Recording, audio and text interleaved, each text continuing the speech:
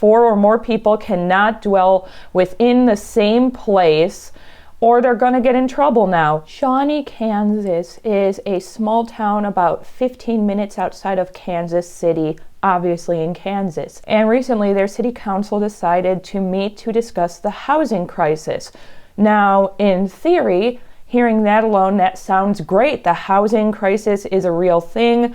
The housing market has been so screwed for so many people. It's not just a certain generation feeling the pain, it's everybody right now. So wonderful. More cities need to be meeting about this and creating solutions. However, their solution, well, in their mind, what was a solution, is something that I wish I could say was unbelievable, but to be honest, every millennial saw this coming.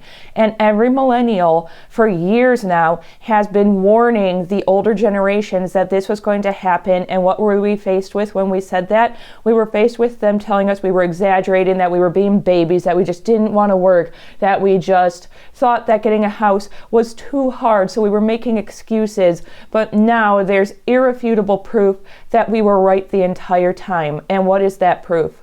Well, the solution to the housing crisis in Shawnee, according to their city council, was to unanimously vote that 4 people or more cannot cohabitate in the same house unless they're like your children. Now, why in the world did they decide to do that? They decided to do this in an effort to crack down on all of the people who have found loopholes to paying full rent on their own. They've noticed, I've been saying this on my TikTok forever, they're paying attention, they're not stupid. The rich stay rich for a reason. Yes, a lot of it's nepotism. Yes, a lot of them got their money for dirty reasons, but they keep that money, especially people that are in real estate, by doing things like this. They pay attention to the internet. They pay attention to what millennials and Gen Zers are doing to ensure that they have adequate housing. And they've noticed that a lot of people have said 3 different things recently over the last few years that have made this housing market issue a little easier on them.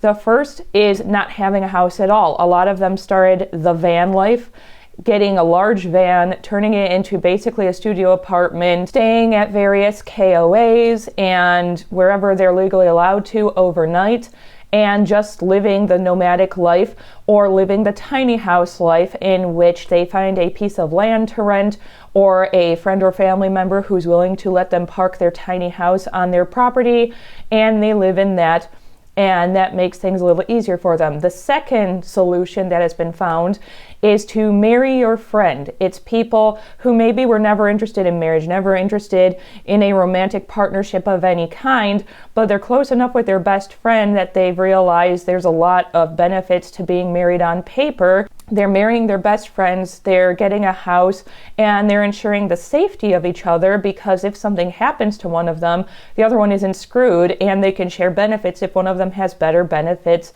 at their job. And the third solution that we've found is to cohabitate. Trust me, we don't want to. No one who is in their 30s wants to live with a roommate. But if it's a solution, it's a solution. It's all you can do. So a lot of people are living in homes with 3 to up to 5 people because it's the only way they're not going to get a crappy apartment that is owned by a terrible landlord who's turned into a slum. If you want to rent a house that is even halfway decent and habitable, you have to live with other people. And this includes married people, this includes people who have children. Everyone has had to find roommates in order to survive. And these big real estate companies don't like that. They're like, well, wait a minute. If 5 of them are all living in the same house and splitting rent, they're paying almost nothing each. And we could get rent from all 5 of those people, but we're only really getting chunks of it from essentially one person. We don't like that. We want more money, even though we don't need it. We're already swimming in it to begin with. So they've made this rule now in Shawnee, Kansas, that states that 4 or more people cannot dwell within the same place, or they're going to get in trouble now. And I already know, upon hearing this, a lot of people are going to try to claim, well, you're getting a little over the top, aren't you? You shouldn't be getting this upset. You're not in Shawnee, Kansas, and this is the only place that has done this so far.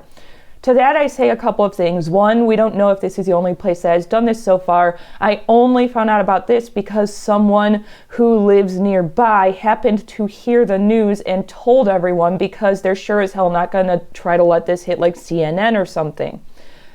The other issue is that, once again, we've been told whenever even something like this happens that we're just being over the top and we need to stop getting so upset because it's just one place. But in reality, this stuff spreads like wildfire. As soon as one city or one state passes something like this, and they start realizing in other ones that they're making more money off of doing something like this, it will spread. Look at the abortion bans. It happened in one area. It was not federal, it was in one area, and now it's in just about every state and every city. It's getting worse and worse, and the laws are getting to a point where it's going to be impossible for people to even have medically necessary abortions now. The same thing is going to happen with the housing market. It's going to start with something like this where they say no cohabitation. You have to either be married, only 2 or 3 people in a house, or you have to have given birth to the other people in the home with you.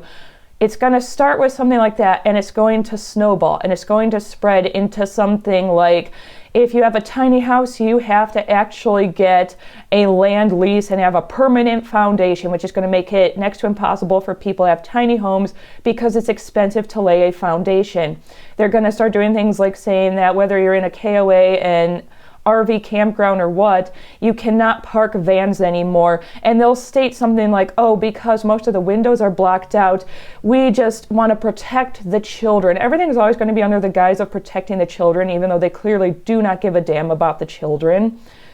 This is what's going to happen. It's going to keep spreading like that. It's going to keep on getting worse over time. They're going to do whatever they can to hold on to their pockets and pockets of money while the rest of us suffer. Meanwhile, even though people in older generations are watching this happen, they're still telling us the same things. They're still saying, oh, don't lose hope. You're going to have a home eventually. Maybe you'll just have to keep renting a little bit longer. I mean, it's not the end of the world. At least you're not homeless. Oh, just keep your head up, because all you have to do is just work a few more hours. All you have to do is just save a little bit more money, and you're going to buy a house. Your dad and I did. Your aunt and I did. Everybody can buy a house eventually if they just apply themselves. And you know what? My generation is exhausted. We've been at this for over a decade now. We've constantly had to fight.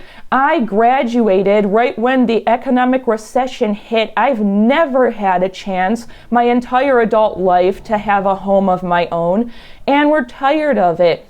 I finally, in my 30s, hit a point where I finally get to live alone with my fiance of like 5.5 years. It shouldn't have taken this long, and it's still not ideal because it's still an okay at best house we're living in. It's over 80 years old. It's not well maintained, but it's all we can afford because everything in the area we were looking to live in is well outside our budget. We'd be spending entire paychecks just to rent there, not to mention buying a house being impossible because everything was either a slum that's going to kill us or it was wildly overpriced.